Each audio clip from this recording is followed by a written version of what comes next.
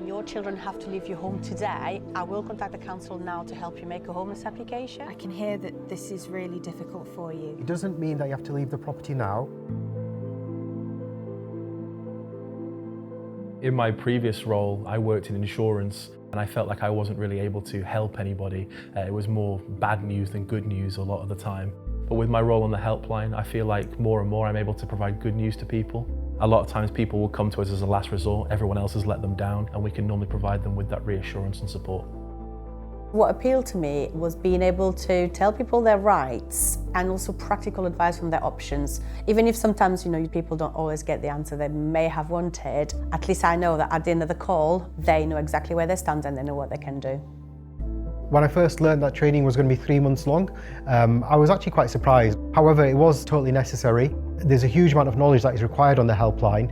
There's certain bits of legislation that you need to be able to know inside out. Similarly, you need to be able to deal with pushback, especially from local authorities and landlords. And you can only do that by having a real thorough understanding of housing law.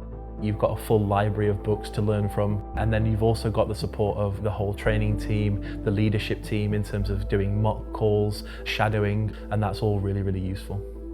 Since working on the helpline, I feel like I've always been supported. Knowledge gets shared between us, between the colleagues. The team leaders are always available, and also they never make you feel bad or silly for asking a question. If you're dealing with a particularly emotionally difficult call, you can take time off the phone to sort of decompress, to make sure that you're not taking that into another call or you're not sort of made to feel very uncomfortable. I would come from a background which is very target driven. Working for Shelter is a complete breath of fresh air. I'm working for an organisation which values their staff, values people who are working on the helpline because of the difference that we really make.